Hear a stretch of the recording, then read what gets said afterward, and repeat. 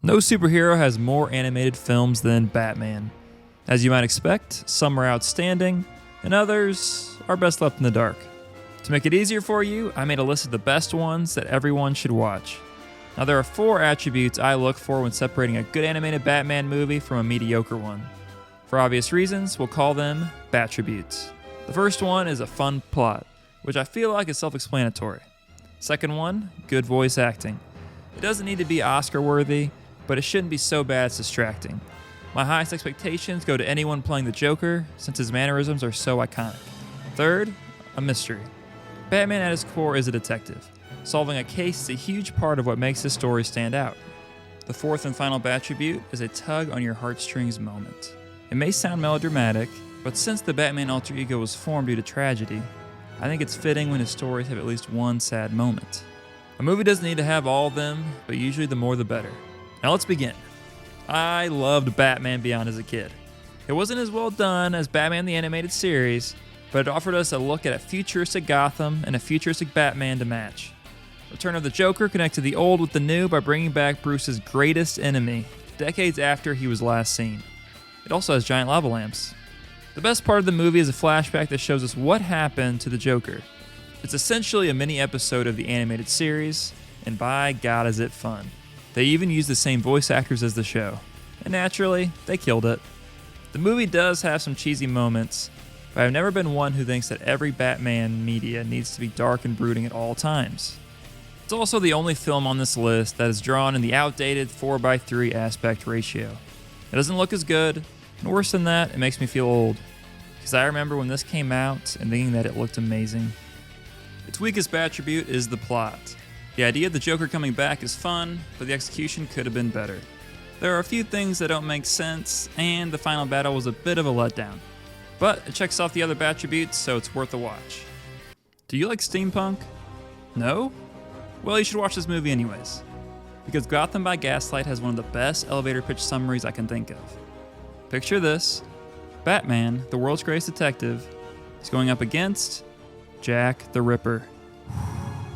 Don't worry, those goosebumps will go away in a bit. It's not just a fun premise though.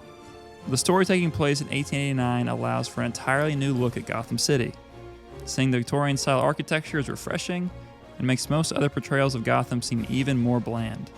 Another aspect I love is the little twist they add to the staple characters, like Harvey Dent being Bruce's close friend and a bit of a playboy. This film has every Battribute except a sentimental moment. But people in the 19th century didn't have feelings, so it's forgivable. I know it's technically 2 movies, but they're incomplete without each other, and combined, parts 1 and 2 are less than 3 hours long, so I'm counting it as 1. With that being said, my biggest gripe with this project is its length. It could easily be trimmed down by removing unnecessary scenes, but The Long Halloween more than makes up for it in other ways. It has the best mystery of any animated Batman film. In it, the Caped Crusader must discover who is behind a series of murders that only take place on holidays. Naturally, the killer gets the uninspired name, Holiday. There's enough twists and turns to keep you guessing the whole way. It also gives lots of screen time to Carmine Falcone, who I consider to be an underrated Batman villain. There's one thing I wish we could change about Holiday, though. All the victims are killed with a gun. They had room to be more creative with the assassinations. For example, on the 4th of July, use fireworks. St. Patrick's Day, drown them in beer. Why not kill someone on Groundhog's Day using, you guessed it, a rabid groundhog? I appreciate a homicidal maniac who has fun with their work. The voice acting was hit and miss. Jensen Ackles did the voice of Batman, and ended up being my least favorite performance for the Caped Crusader out of all the movies on this list. Batman isn't known for displaying a lot of emotion, but in The Long Halloween, he almost seemed bored with every situation he was in. The good news is Troy Baker filled in the role for the Joker and did an excellent job. Hopefully one day this Troy fellow will break into the voice acting industry and have more roles. One of the prevailing themes in Batman stories is testing the limits of his code, aka his ability to not lose his and kill someone. Under the Red Hood is the film where this gets tested the most.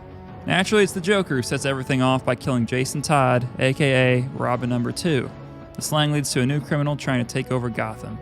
As far as mysteries goes, there isn't much to this one. It's pretty obvious who the Red Hood is from the start. But at least it's fun to watch Batman put the pieces together and figure it out himself. The Red Hood's strongest attribute is the emotional moments. like when we see Bruce look back and remember key moments in Jason Todd's life and reflect on the loss of his adopted son. Damn you, Joker.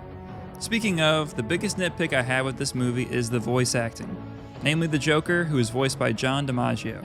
It isn't terrible, but it's not up to the standards that fans are used to. Luckily, he still manages to get in some memorable lines, but that's mostly due to the good writing. Anyone who's seen The Dark Knight Returns won't be surprised it's in my top 2. You also shouldn't be surprised that once again, I am counting Part 1 and Part 2 as one movie.